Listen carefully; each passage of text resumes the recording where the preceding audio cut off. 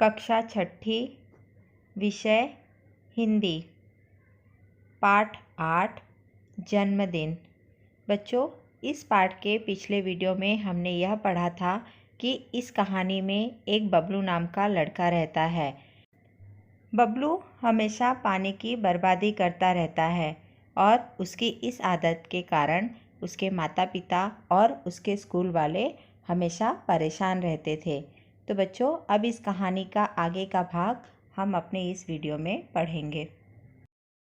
एक पानी की ही बात नहीं, बिजली के साथ भी यही होता। वह कमरे में न हो तभी पंखा खुला रहता तो कभी कूलर बंद करना भूल जाता। तो बच्चों, जो बबलू रहता है वह सिर्फ पानी की ही बर्बादी नहीं करता है, वह पानी के साथ साथ बिजली की भी बर्बादी करता है। वह जब कमरे में नहीं होता है तभी उसके कमरे का पंखा चालू रहता है और कभी कभी वह अपने कमरे का कूलर बंद करना भूल जाता है। कभी कभी पढ़ते पढ़ते सो जाता है तब भी बल्ब जलता रहता, माँ को ही बुझाना पड़ता। तो बच्चों, जो बबलू रहता है वह पढ़ते पढ़ते कभी कभी सो जाता है और उसके कमरे का जो बल्ब रहता है वह जलता ही रहता है। फिर उसकी माँ आकर उसके कमरे का बल्ब बुझा देती है। तो बच्चों, जो बबलू रहता है वह पानी और बिजली दोनों की बर्बादी करता है। पानी हो या बिजली यानी कि ऊर्जा, दोनों का भंडार सीमित है।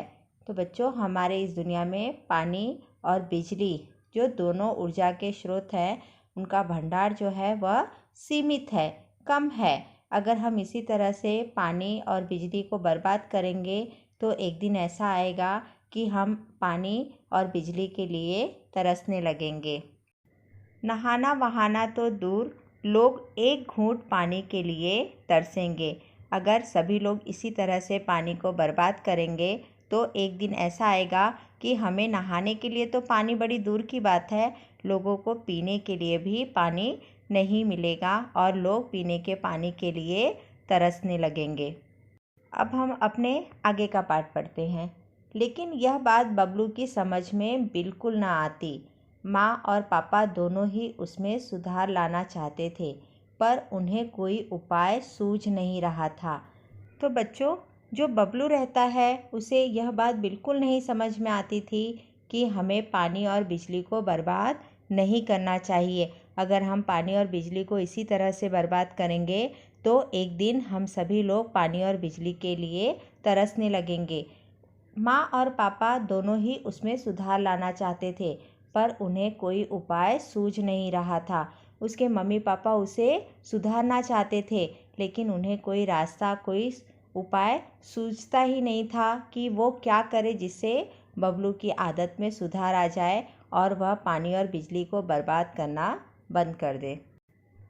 उस दिन शीला मौसी की बेटी पूजा का जन्मदिन था। उन्होंने सबको खाने पर बुलाया था। एक दिन बबलू की एक मौसी रहती है जिनका नाम शीला रहता है और उनकी बेटी पूजा जिसका जन्मदिन रहता है। तो शीला मौसी ने बबलू और उसके माता पिता को अपने यहाँ खाने पर बुलाया था। शाम को सब उनके यहाँ पहुँच गए, पर बबलू को वहाँ पसरा सन्नाटा देख बड़ा आश्चर्य हुआ। पसरा का अर्थ होता है बच्चों फैला हुआ और सन्नाटा का अर्थ होता है गहरी शांति। शाम के समय जब बबलू अपने माता पिता के साथ शीला मौसी के यहाँ पहुँचा तो देखा तो वहाँ पर बहुत ही गहरी शांति फैली हुई थी। जबकि एक जन्मदिन वाला घर बच्चों कैसा रहता है, वहाँ पे काफ़ी चहल पहल रहती है। लेकिन बबलू जब अपनी मौसी के यहाँ पहुँचा तो वहाँ पर बहुत शांति थी। मेज पर भोजन लगा हुआ था, गुब्बारे और रंगीन झालर भी सजे हुए थे, पर कमरे में बिजली की रोशनी नहीं थी। जब बबलू वहाँ पहुँचा तो देखा तो कमरे में मेज पर खाना लगा हुआ था। कमरा जो था वह गुब्बारे से और रंगीन झालरों से सजा हुआ था, लेकिन कमरे के अंदर बिजली नहीं थी। कूलर और पंखा भी नहीं चल रहे थे। केवल एक दो मोमबत्तियों का धीमा प्रकाश फैला हुआ था। सब गर्मी से परेशान नजर आ रहे थे। शीला मौसी के यहाँ कमरे में बिजली न होने के कारण कूलर और पंखे बंद थे। और कमरे में सिर्फ 1-2 मोमबत्तियों का धीमा प्रकाश फैल रहा था। सभी मेहमान, वहाँ पे उपस्थित सभी लोग गर्मी से बहुत ही परेशान थे। तो बच्चों, अब इस पाठ का शेष बचा हुआ भाग हम अपने अगले वीडियो में पढ़ेंगे। धन्यवाद।